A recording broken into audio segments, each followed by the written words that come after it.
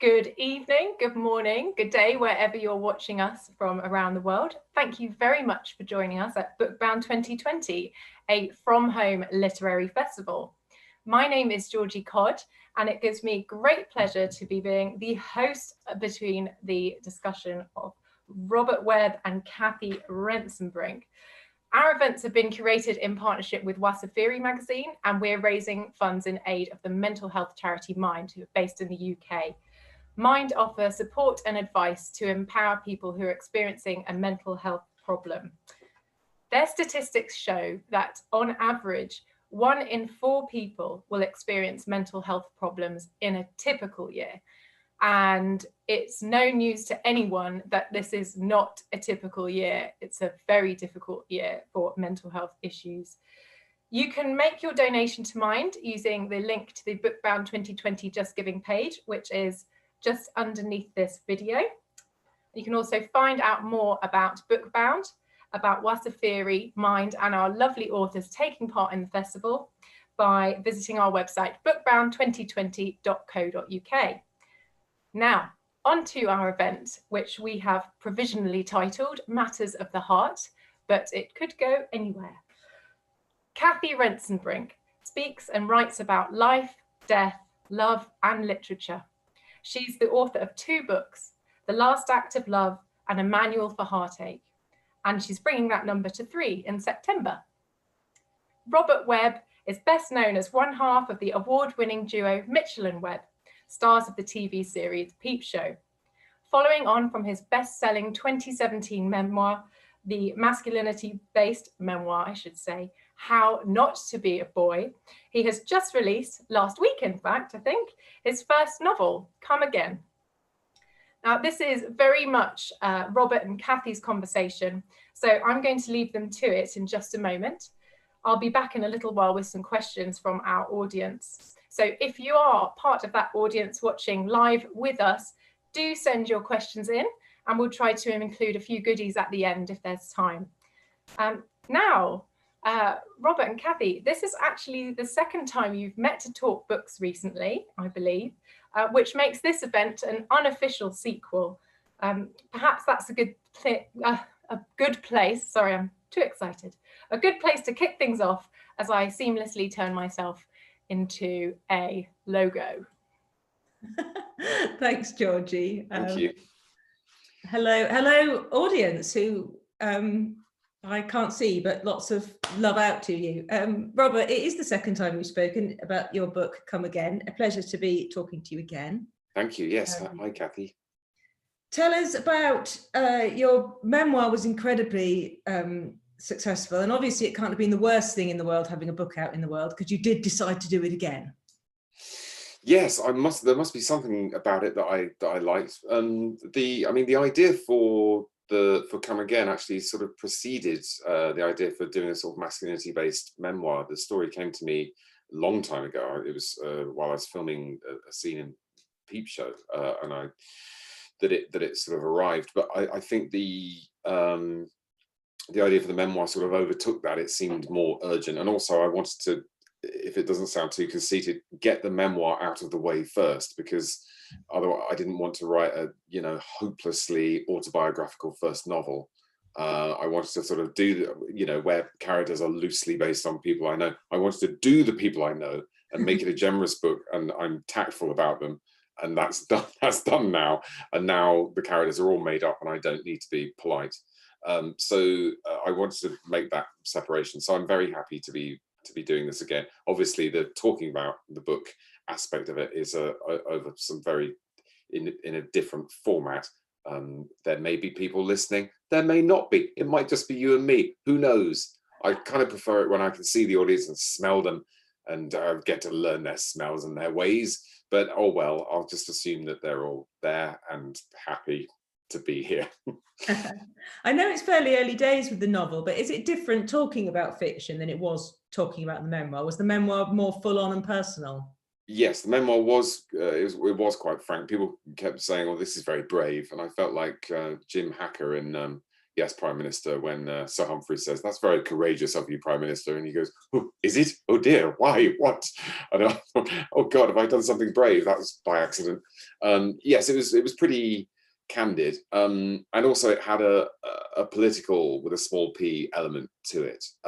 So we ended up talking about that quite a lot. And I ended up thinking, I remember thinking, when you just write a novel, what do they ask? If they're not asking about feminism or masculinity or your various mishaps during your childhood, what do they talk about? And well, we'll find out, won't we?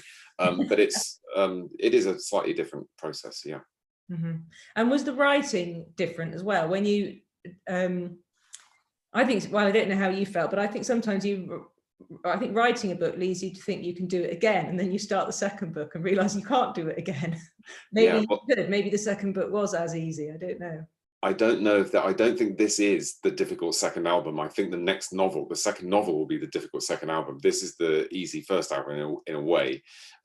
It was very different because with How Not to Be a Boy, I gave myself a massive head start. I'd written the first 2 chapters, and there was this 50-page document which wasn't entirely a pack of lies about what was going to happen in the rest of the book, and that all went out to publishers before I, so that was what was being sold, if you like. And then so when I chose Canongate, and I'm very happy and it's all lovely, and when I came to start writing the rest of the book, I had this big crib sheet. Sometimes it was less useful than other times, but I had this kind of plan.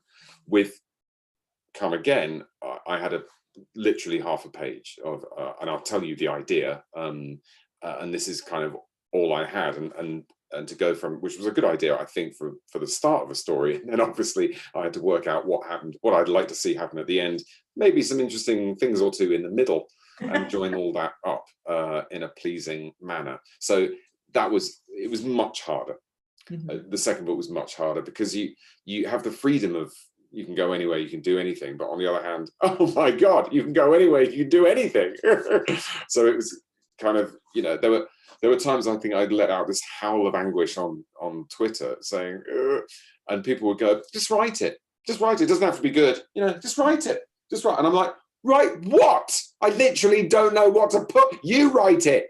You know as much as I do about what happens next. Just write it. So that was my 2018. and then it got a bit easier. I suppose in memoir, you are anchored and rooted into if you're kind of trying to tell the truth, you're anchored and rooted to the truth, isn't it? And then with fiction, it's just as you say, anything. Yeah, I mean, there were no made up events in How Not to Be a Boy. it was all true. It was a question of finding those memories and putting them together in a logical order, and apart from, and then after that, it's just the pleasurable aspect of getting down to of writing it well and in a funny way and in a way that was going to reach people. And there's a lot of grief in that book, and I wanted to make it a book that reaches out to people who've lost people, which is pretty much everyone. And so that was sort of the job then. The strange thing is, when you get down to the nitty gritty of paragraphs and sentences, it's the same job, because you've got, whether it's a memory that actually happened, or at least you remember it happening, or it's something you've imagined. Both things live in your imagination. And memories live in your imagination. Where else are they going to live? And the job is getting what is in my head, a version of that, into the reader's head via the enigma machine of the English language. And that's what it doesn't really get any more complicated than that. So that in that sense, the job is the same, but on the sort of macro level of making up the whole story and making sure that it fulfills certain things that you want from a novel that you don't really care about when it's a memoir. A memoir doesn't have to be particularly well structured. No one cares about the plot of someone's life. Most people's lives don't make good stories. So I kind of imposed a structure on that.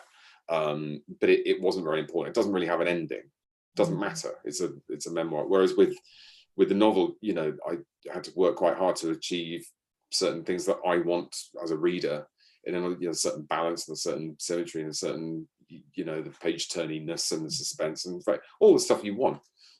So it was technically it was harder, even if emotionally it wasn't quite the same thing as going back into my own life.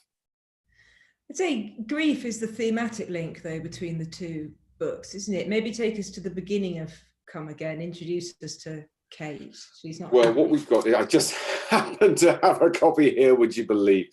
What we've got is our heroine, Kate. Kate Marsden is she's about my age, a bit younger, 45, and she is a widow. She just lost her husband, Luke. Kate and Luke met a long time ago when they were kids, when they in Freshers Week at university. They met at the University of York, and they were together ever since. But Luke has died recently, and Kate is in terrible trouble. She's in grief, and she's not getting better. One day she wakes up, she's 18 years old, she remembers everything. She's in her college room, it's 1992, it's Freshers Week. This was the week, in fact, this was the day that she met Luke for the first time. What do you do? She knows how he died. In fact, she knows he's already ill. She thinks she's there to save him. So she's going to try and do everything exactly the same, hence comedy, because you can't do everything exactly the same. And it's not just Luke, but all of her lifelong friends are there. But of course, the teenage, the 18, 19-year-old versions of them, and none of them know who she is. So the opening is very, you know, it's bleak. It's also funny, but it's bleak. You know, Kate's so sad, and then then when we get to 1992, I did feel as well it's almost a book about me, because I went to Leeds University in 1992, and I'm the same age as fictional Kate. So I'm now a bit, I was thinking this today rereading it, I'm a bit older than her now in real time, of course, but I'm the same age as she was in 2018. Sadly, I don't have all her attributes. I can't, I'm not any good at martial arts, but it was immensely good fun reading about the 90s. Was it enjoyable to do it, and kind of how did you do it? I very much, I liked being taken back there by you to the land of Astras and Sierras and Lala. Yes, Astras and Sierras jogging by with their deliciously, poisonously nostalgic diesel or full leaded petrol. Yeah, it was fun, and it's not an accident that it's 92. That was my Freshers Week as well, and so, you know, it's a very formative time, whether you went to university or not. At that time of your life, as you know, you're having experiences that you just won't forget, for good or ill, so I didn't have to do too much. I remember something of the clothes and the music, and, you know, boys going around with Ned's Atomic Dustbin t-shirts over a long sleeve top, and female English students in sort of heel length pencil skirts and that kind of thing, and, you know, Snap and REM and, you know, stuff that was coming through those windows of student rooms. I didn't have to do too much detailed research, but I mean, I'm suspicious of my own nostalgia in a way, and the book is kind of skeptical about nostalgia as well, because you think about the 90s and you go, oh, it's Blair and Britpop, but obviously that was later. 92, we've had 2 years with John Major, another 5 to go. It was actually yet another conservative decade, and we think of it now as quite, well, I certainly think of it as a sort of golden age of utter boredom.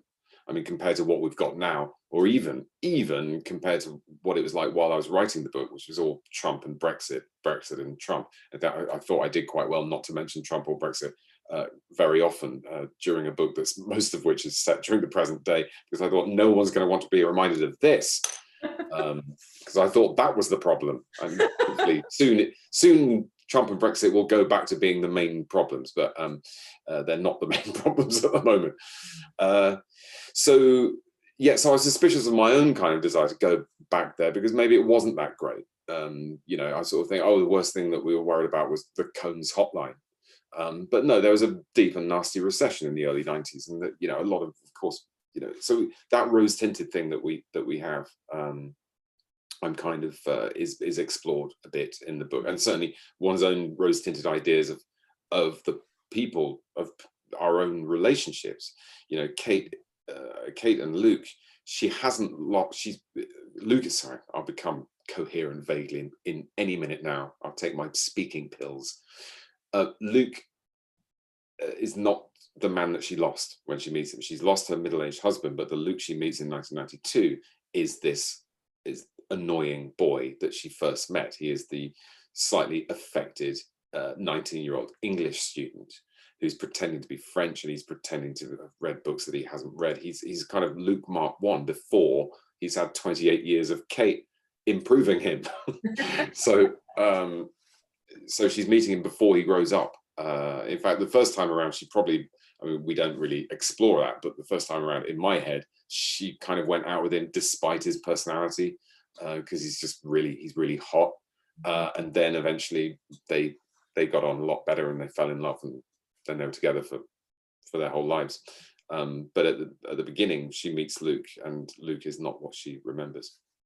One of the things I really love about the novel is that sort of, do we call it time travel? I suppose it is, isn't it? But the way that function enables you, really, that there are multiple versions of lots of characters within the book, aren't there? The present and the past, but also sort of future possibilities.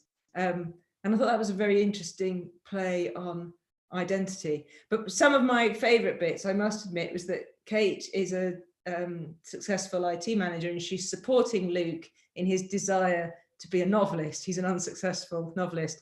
And I must say, those pages just have me howling with laughter. So tell us a bit about Luke's novel. Luke's great unpublished novel, which he was going to be called Whatever. And then Kate pointed out that calling a book Whatever might be a bit of a fuck off to the audience, and they might feel a bit excluded from that. So it over the course of the many years of his writing it, the title has changed from Whatever to Why to Who, and eventually, I think by the time he dies, his unpublished masterpiece is called Fuck Off.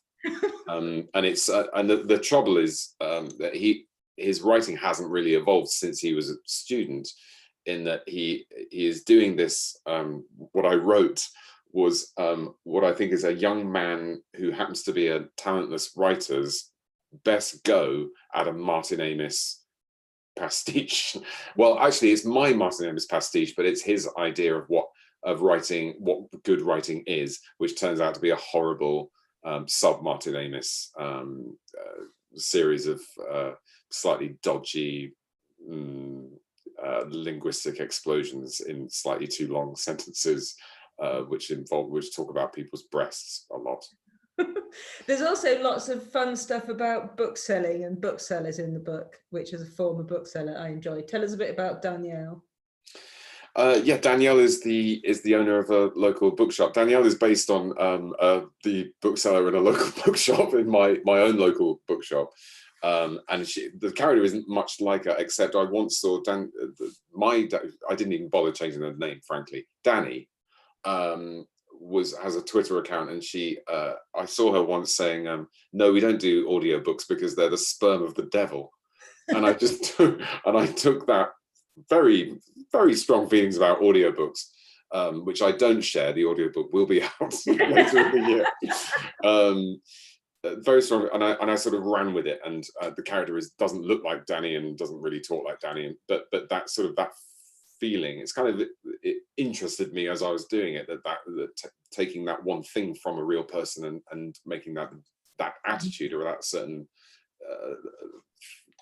way of thinking of life, and building the character around that. No, she's very rude to her customers, which is always funny. I mean, you see it in, it reminds me a bit of Dylan Moran's Black Books, and she comes across as a kind of slightly snobbish, but I give her a speech where she talks about not being a literary snob, and she points to the bestseller table and she says, there's something to recommend. There's something that I like about, I've read most of those books, and there's something to recommend all of them. She says, and this might be a first-time novelist slightly covering his ass. I gave her this speech where she says, give me something with evidence of a brain or evidence of a heart, maybe a joke or two and a good story, and I'm happy. And I think that might well have been me going, okay, look, don't kill me, readers. Have I not shown you evidence of a heart and a brain and a few jokes? Are we not entertained, readers?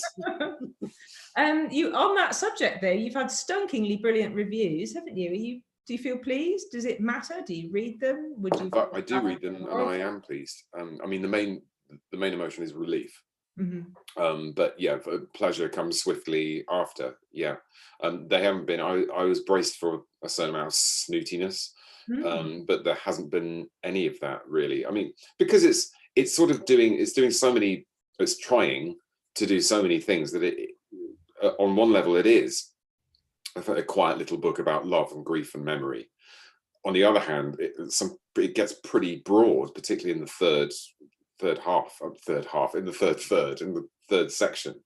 You know, there's a punch up and a car chase, and we're talking about, you know, Russian gangsters get involved, and there are spies. This may come as a surprise to anybody who's been listening so far, thinking, Kate, Luke, yes, identity, memory, grief, gangsters. But it all kind of makes sense in my head. It comes out of a sort of subplot where to do with Kate's work. Kate works for this guy called Charles Hunt, who has started this online reputation management company with nothing more than his own flair and hard work and merit, and £380,000 from his father, who was in John Major's cabinet. And Charles has got himself involved in some dodgy, with a dodgy Russian oligarch, and Kate becomes involved in a stolen file. And that's sort of going on in part one in the present day section of the book. Then she goes back to 1992. Then she's back to the present day in the third part. But really, that arc of the story, of the whole thing, is sort of like, the whole book's about grief, is what I'm saying, is that she goes from that place where when you lose someone, particularly someone you used to live with, you are stuck in the past, because everywhere you turn, at least for the first few days, weeks, everywhere you turn, they're there. Like, their absence is almost a presence, because all of the fridge, the sofa, everything they ever interacted with. And I remember this from when my mum died, when I was younger. And she's stuck, and she can't escape from that. And what she has to do is she goes literally into the past in order to remember and rediscover what the present has to say for itself and what it has to offer. So she goes from grief into mourning being the good bit. Mourning is where you start to reintegrate the lost past with the new present. So that's the trajectory of it. She goes from being in a terrible place to a very, very joyful place, and she finds new love and new life with jokes. But you have to start in that really bleak place. And I worried for a while that, in fact, I still worry that it's pretty dark where we find her, and I was worried about people browsing in bookshops. Luckily, we don't have that problem. Nobody's browsing in bookshops. But if you look at the first 10 pages, it's a bit thin on big laughs. It's still funny though, isn't it? I think there's an inherent humour sitting behind it, I think. Yeah. I mean, one of my favourite things, I think, is dark made funny. I've always thought that there's that you can say serious things and approach dark subjects through humour. You just have to be pretty careful about it, and you have to know whose side the joke is on and what the joke is doing to the audience or the reader in this case. And but if it's a fit subject for drama, it's a fit subject for comedy. I think we get away with it partly because of the main character, that she has this very dry attitude to life, and indeed attitude to her own death. I mean, she's really in serious trouble, but we keep a sort of sardonic kind of governing tone there. We're kind of not quite in her head. Sometimes we hear her thoughts, but we're hovering just outside. This is my attempt at free and direct style. I don't know what I'm doing. But people haven't complained yet, and it seems to work where the narrator is. It does work. On the subject of drama, with your different careers, reflect for us a bit on the difference between writing and, I guess, writing a book and then writing sketches and then acting in other people's writing, if you see what I mean. How do they all stack up? It's There are transferable skills, just about insofar as I have any. Writing, I've been a sketch writer for 20 years. I mean, writing sketches mainly with David, or sometimes on my own, and sometimes with other writers. But you learn something about economy. You learn about creating a character quickly with a few swift strokes. You don't have to be anywhere near as swift in a novel. Obviously, I can relax a bit. You don't need to get the job done in one line, but it's turned out to be useful. Obviously, dialogue is my comfort zone. I'm never happier than when I've got characters talking to each other.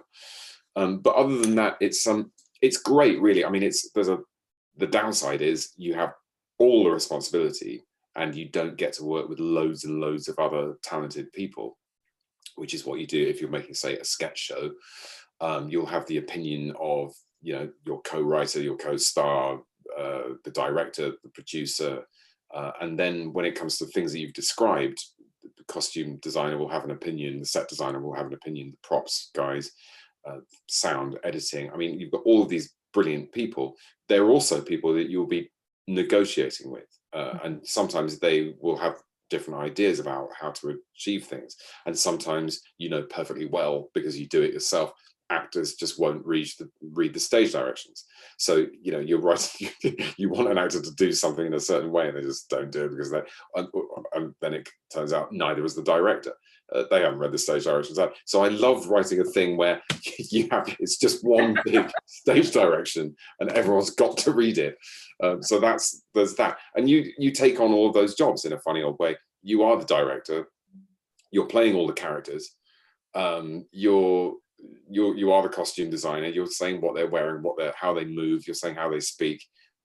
There might even be you might even be doing the music. I mean, Kate at various points is thinking of a song. So you're doing everyone's job. You're in charge of where the camera is, whether it's really close or whether we're stepping back and taking in a wider kind of scene. So you're doing all of that, and I think that's been quite coming at this from quite a weird angle. I think it's been quite helpful to me. I think I probably think fairly visually, even though I love snappy dialogue, and I love the Philadelphia Story and the West Wing. I like it when witty characters say witty things to each other, but I like it even more when witty characters say witty things to stupid characters, or when stupid characters talk to each other. That's best. So it's more of a responsibility, but there again, I'm god of the entire thing, so it appeals to the megalomaniac. I've only written books. I haven't written other things with other people, but I fantasize, possibly wrongly, that it wouldn't be so lonely. So you don't find it lonely doing it on your own? A bit. I mean, I don't mind my own company. It's not a particularly attractive quality, but I would get lonely if I'm married with two lovely children, and who are 8 and 10, and I think if who I'm locked down with, one of the good things about lockdown now is that this is a time in my life when I really like the people I live with. That wasn't always true, and it's probably not true for everyone now. So that's a real bonus. So I can get to the end of a writing day, and I know that there'll be company. I won't be alone. If I lived on my own, I think I definitely have to do a different job. Yeah, I've got a 10-year-old. He's always giving me plot ideas. Do your children one of them was about aliens coming out of a Mars bar and taking over the world and stuff. Do your children try to get their ideas on the page? Not yet. I think they've been so warned off, because so much of my work on television is so very rude. Like they know they're not going to see Peep Show until they're 14. If I have anything to say about it, anyway. I mean, it's a very moral show. That its heart's in the right place, but it does involve Mark and Jeremy doing some extremely immoral things. There'd be a lot to explain, wouldn't there, if you watched it with a child? There'd be a lot to explain. You'd have to spend. What does that mean?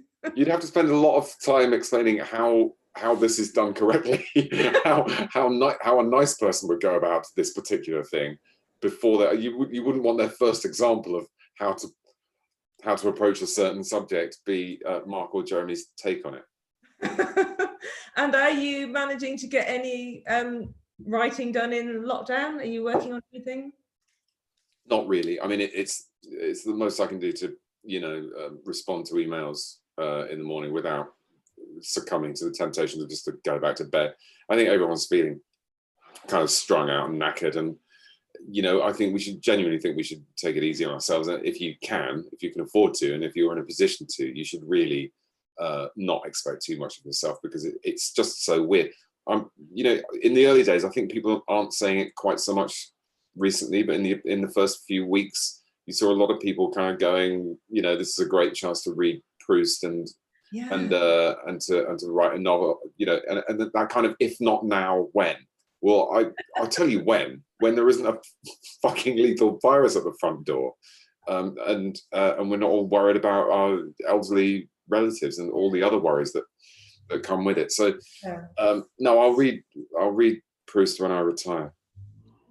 And are you in some future, hopefully writing Come Again hasn't put you off writing novels? Will there be more novels? No, I mean, it was hard, but I think I know. Well, I think I know how to fix it. I think it turns out this was a process where I find out what kind of novelist I am, and it turns out I'm a planner who this time didn't do any planning.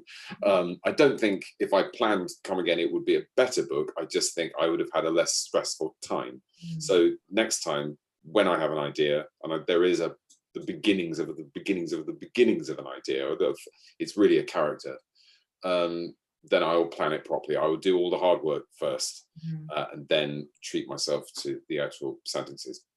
Yeah, I think a lot of novelists start with character. You know, before there's a scenario or a setup, there's a person, a voice in the head. Is that how you? It was certainly how Kate came at the same time as the idea. It was that kind of, that sort of slightly bad-tempered widow goes back in time. It wasn't a man goes back in time. It wasn't, you know, it was Kate. I mean, I didn't have a name, but it was that kind of attitude. She's not a million miles away from my wife. I mean, she is a bit, but she's not a million miles away. So it was like someone a bit like Abby, but different in these various ways, has this experience, and that would be it. Just immediately, I mean, it was a comic idea, really. I just thought, it's funny. It's going to be funny when she meets young Luke, and when she, you know, patiently has to humor this fucking child in order to save his life. And that is, you know, that conversation happens in the middle of the book, and it doesn't go well. And everything kind of spread out from there, and in ways that really surprised me. I didn't think there was going to be a car chase, and I didn't think there was going to be a massive punch up, and you know, but it kind of happened, and I can only write to please myself. And you know, every time you know, when I was writing that, I thought I'm having a good time, and I think probably the readers are having a good time too. I think that's how it works.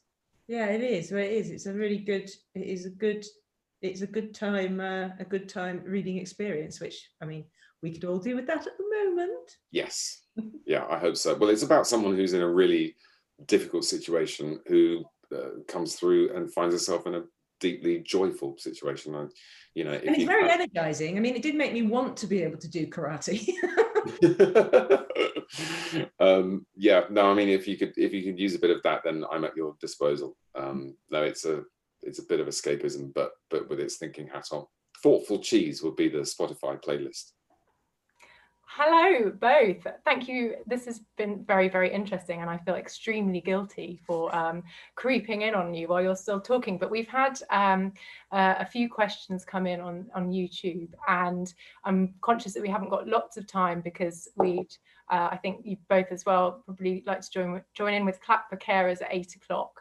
But we have had a message from somebody called Ellie, asking, and this could go to both of you actually, how far do you access emotional grief while writing, or do you have the splinter of ice so you can focus? Rob, let's start with you, Robert, and then ask the same to Cathy. It's a bit of both. When it came to bits where, I mean, there are moments where Kate, for example, is reunited with her father, because she goes back to 1992. Suddenly, not only is Luke alive again, but her father is, and she takes a trip back to London, to me, that actually made me cry. That scene, and I thought, well, that's good news, because I mean, it doesn't, you know, you wouldn't want to do it in front of people, but the truth is, if I'm writing a joke, it better make me laugh, otherwise it's not going to go in. There's no point, you know, there are no jokes that you think, oh, other people might find that funny. I don't find that particularly funny. But if I'm not laughing, you know, it's no good. And at the same time, if I'm not crying, I don't quite trust that this is going to touch people.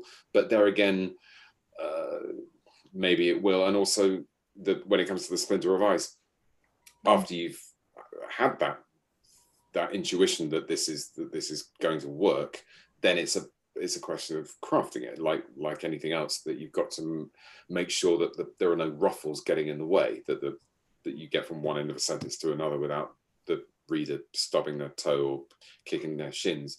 You've got to, you know, get out of your own way to make sure that impulse carries across to the reader. What about you, Cathy? Because you've written quite a lot about grief in your books and Manual for Heartache. And how do you access that? Do you get right into it when you're writing about it? I completely agree with Rob, actually, and it's very much a similar. I mean, I sob over my books writing them. I don't mean to. I mean, I don't sit down. I don't think like, oh, I know, I'm going to make myself cry today, but I do. I cry buckets over the writing of them, and I like writing in cafes as well. I think I have this reputation that comes in and sort of, you know, types quickly whilst crying. So yeah, I cry buckets over it, and then it's in the splinter of ice thing. I always feel that's slightly like the sort of thing Luke would say, isn't it? It's basically justification for bad behaviour, I think. But I think you need a level of detachment, and actually I think there's one of the areas where it can kind of help you. So the way I feel of it is I sort of like chuck it all onto the page, but then to make it into something that a reader will enjoy, it's in the editing, it's in the tinkering with it. So I cry when I'm putting something down, and sometimes it's not that I'm not moved by my finished work, because sometimes I am, but usually I've been over it so many times to make it all work perfectly that you do lose the emotional attachment to it at some point. But then you can be blindsided by it again if you suddenly have to read from it or whatever. So I think that would be the way I would think about it. That brings us quite neatly onto another question we've had. We've not been told who's asked this one, but so thank you, whoever this is. We'll start with you, Cathy. Do you enjoy talking about your writing? Because obviously writing is a thing that we do on our own, kind of scribbling away, and then you get to this point where you have to talk about it in public when you're publishing. Cathy, do you enjoy talking about your writing like that? I bloody love it. It's my favourite bit, actually. I'm endlessly fascinated by writing process. I like talking about my own. I teach memoir writing now a lot, and it's just my favorite thing to do. I love it. I love helping other people wrestle their difficult stories. I love talking to other writers about their work. I'm just endlessly, nerdily fascinated. And I think because I am a raging extrovert, my big problem with writing is just the utter loneliness of being locked in a room on my own. So for me, readers are a treat. The whole point of doing it really is so that at some point I'll be, someone will say to me like, why did you make this editorial decision in chapter 4? And I'm like, oh, funny you should ask about that. Let me explain. So not all writers are like that at all. And I think on a continuum of extroversion and introversion, I'm very at the extrovert side. But yeah, love it. Can't get enough. What about yourself, Rob? Yeah, absolutely the same. And I in fact, I think sort of fantasizing about going through this process, albeit obviously I imagined it was going to happen in a series of quite large rooms full of people. The daydreams about that really got me through that tough first draft, because I couldn't believe that one day there would be this moment where I would be in the unbelievably smug position of having finished the book. Not only finished it, but somebody's put it into there was a factory and they put paper in it and they turned this Word document into an actual book. So the belief that was going to have, keeping faith with the idea that was going to happen and I was going to get to talk about it was genuinely a way of getting through that early part. And And also I genuinely find it, I'm talking to myself while I'm writing and thinking, and it generally helps me make decisions sometimes. If I imagine a question about why did you do that, and sort of imagining what I would say with everybody hanging on my every word, it slightly it concentrates the mind.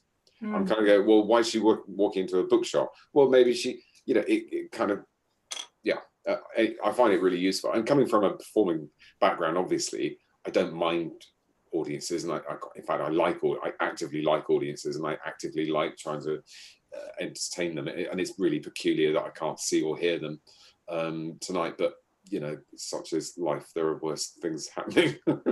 Yeah, absolutely. My alarm is just going off to kind of warn us that it's almost clap for carers time. So unfortunately, I think we're going to have to wrap this conversation up. But it's been absolutely lovely to listen to you both. And thank you very much to Robert and Cathy, and to everyone at home who's joining us for BookBound 2020 and this special event. We've got some great conversations in our programme, so check those out and lose yourself in them. Search BookBound 2020 on Twitter and Instagram to learn more, and help us spread the word by using the hashtag BookBound 2020. Now, if you'd like to buy the work of these authors, Robert or Cathy, we've got links in the text below. Again, I like to do this pointy thing under there, which will take you to Hive, an online bookseller that supports independent bookshops. We've also got some links under this video to some independent bookshops that our authors particularly like. So if you want to see if they could stock some books for you and send them your way during lockdown time, and afterwards, when we eventually get there, which we will, I'm sure of it, then yeah, check those out and give them a look. We've got a discount code down there too. And all that's left for me to say really is please do donate to Mind, our chosen charity, because they are doing such great work helping people with mental health issues at the moment. And they need our help to keep that money coming in and be a lifeline to people out there who need it. So thank you so much again for joining us, and hope you have a lovely evening. Bye. Thanks very much. Bye. Bye. Bye. Thank you.